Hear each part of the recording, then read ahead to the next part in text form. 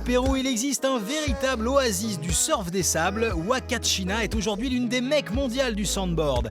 Elle accueille sur ses dunes des milliers de touristes. Petit détail pour les flemmards, il n'y a aucun remonte pente. Les surfeurs ont commencé à pratiquer ce sport en Californie. Ils faisaient ça lorsque les conditions de vague n'étaient pas bonnes. Ils utilisaient leurs planches de surf dans les dunes. Ensuite, ça s'est répandu au Brésil, puis sur l'ensemble du continent. Le Pérou, c'est là où il y a les meilleures dunes et les plus grands déserts d'Amérique latine. Ici, c'est un peu le Hawaï du sandboard. Et la ville de Huacachina en est la capitale. On a une surface de 40 km² sur 50 couverte de sable. On trouve des dunes ailleurs au Pérou, bien sûr, mais ici à Huacachina, la différence, c'est qu'on a toutes les infrastructures, comme les hôtels, pour pouvoir accueillir le tourisme.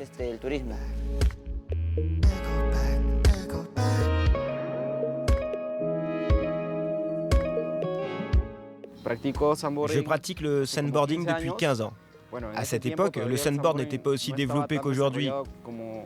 On avait des boards en bois avec des ailerons. Donc bénéficier d'un tel équipement aujourd'hui, c'est juste génial. Nous sommes le team Sand Pérou, actif sur le sable et la neige. Et notre objectif numéro 1, c'est de promouvoir ce sport. Et parallèlement à ça, c'est la production d'événements. Au Pérou, les 80% de la côte sont des déserts. Donc on veut mettre ça en avant et aussi promouvoir et surtout découvrir et former de futurs talents. C'est pour ça que durant la fête de la patrie, en juillet, on organise ici à Huacachina une compétition nationale de sandboarding. Notre organisation Sandboarding Pérou fonctionne comme une entreprise privée pour promouvoir, indépendamment des pouvoirs publics, le sport. Mais nous avons aussi un club qui s'appelle le club Sand Snow. Et nous sommes reconnus par le comité olympique péruvien, le LIPD, pour pouvoir faire nos événements de façon officielle. Et le comité olympique péruvien nous aide en contrepartie à pouvoir voyager à l'étranger sur les compétitions traditionnelles de snowboard sur neige.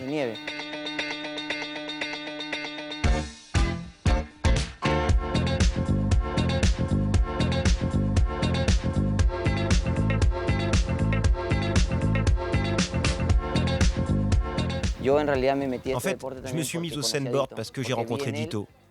J'ai vu en lui un esprit et une attitude. Et j'ai vu aussi que pour lui, le sandboard, c'était bien plus qu'une planche de bois. Et en plus, à ce moment-là, il avait besoin d'un appui. Et petit à petit, on a continué d'avancer. Marcher dans les dunes, monter, fabriquer des kickers, enseigner aux gens et s'unir. Vous voyez, on part, on est une dizaine de personnes, et ensuite, tout en haut, sur les dunes, les touristes viennent se joindre à nous. Alors on peut promouvoir le sport et leur montrer ce que c'est. Et ce que c'est marcher, monter les dunes, les rider, et les remonter à nouveau, et toujours essayer de faire mieux et différemment.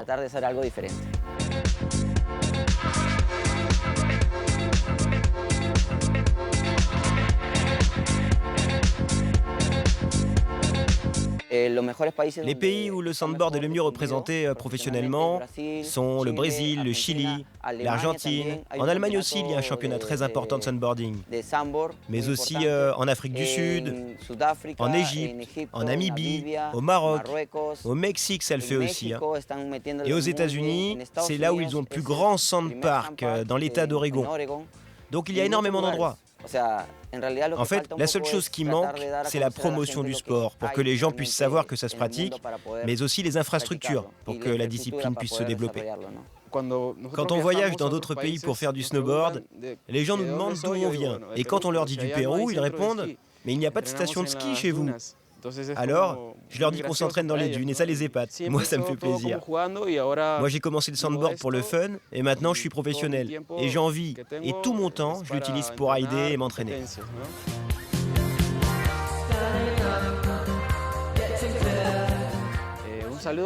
Salut à tous les téléspectateurs de Riding Zone. On vous invite ici à Huacachina pour tester le sandboard. Allez, on se voit bientôt.